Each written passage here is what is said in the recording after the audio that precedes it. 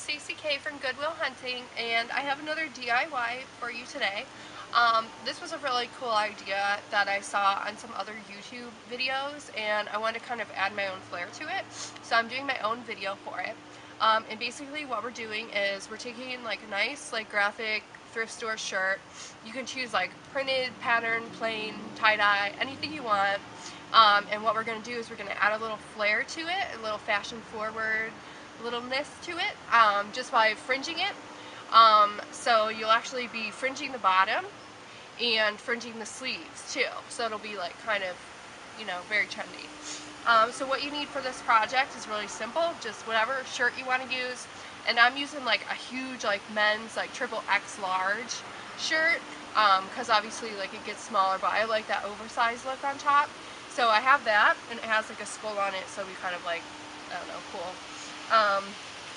And then you just need plastic beads, any color you want. These were on clearance at Hobby Lobby, so I just got them. They were $1 each, so $2 for that, and then just a pair of scissors.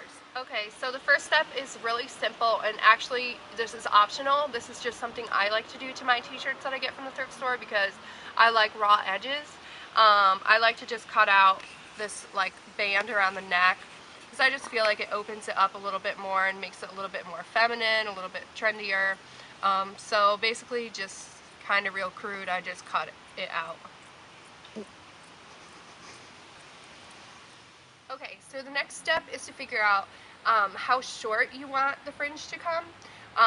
So basically you can make it into a crop top, or you can just make a little bit of fringe at the end. I wanted to kind of go in the middle. This is really long on me, but I still want it to be kind of long, and then have the fringe be longer. So I'm only going to do my fringe up to about here, but you can decide that for yourself. So basically, to get started, all you want to do is just right in the middle, cut to about the length that you want that fringe to go to. It doesn't have to be straight, So that's about how long I want my fringe.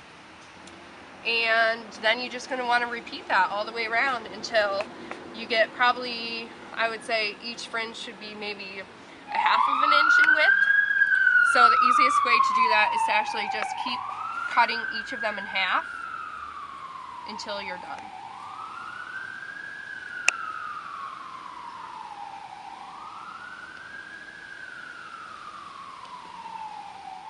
Okay, so after you start fringing it, this is basically what it's going to end up looking like.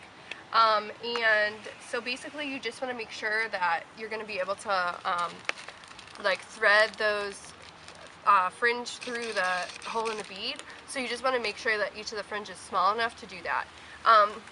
You can cut the hem off to make that easier, but you don't have to. And sometimes it makes it a little bit more durable if you don't. So basically when you get the fringe to this length, you just want to take each individual one and just kind of cut it nicer, not so crude, just so that it stays put together. Okay, so after you've cut all this glorious fringe, the next step is to start adding the beads. And so basically to do that, all you want to do is just add it to the bottom of the fringe and push it up to whatever length you want to have it on the fringe. You can put it on the top, by the hem, or you can put it all the way down at the bottom. I'm going to put it towards the middle. And the easiest way to thread the fringe through the bead is to actually spin it with your hands this way, and then to just, put it through the hole. Takes a little bit, but I think it's worth it, the hem at the bottom, because it helps keep the beads secure. And you probably want to knot it maybe 2 or 3 times to make sure that it doesn't come off. So after a fair amount of beading on my behalf, I've decided that it definitely is worth it to cut the hem off the bottom of the shirt, because it's so much easier to get the beads on. And after you knot it, I mean, yeah, it's going to unravel some, but it's not going to be as big of a deal. So I'm basically just going around now and just cutting the hem off.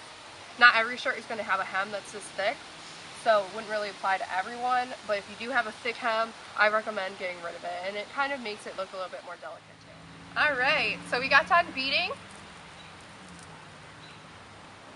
and I think it looks pretty sweet.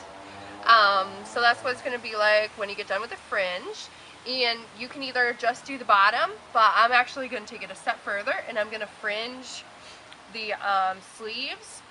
So the first step is, now that I know that this is the way to go, is to definitely cut the hem off of the sleeve, and then using the same technique, you just fringe the entire sleeve, probably just right up to the seam.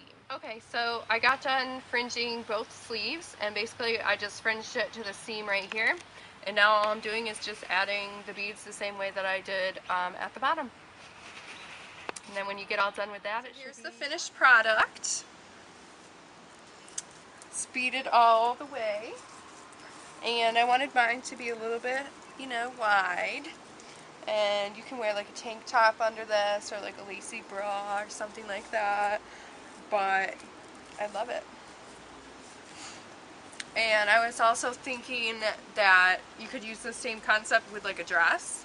If you have like an old dress or something, or you get something from the thrift store that's super long, you can fringe the bottom of it. I know they used to do this a lot for like bathing suit cover-ups, so that's another cute idea. But I'm really happy with it.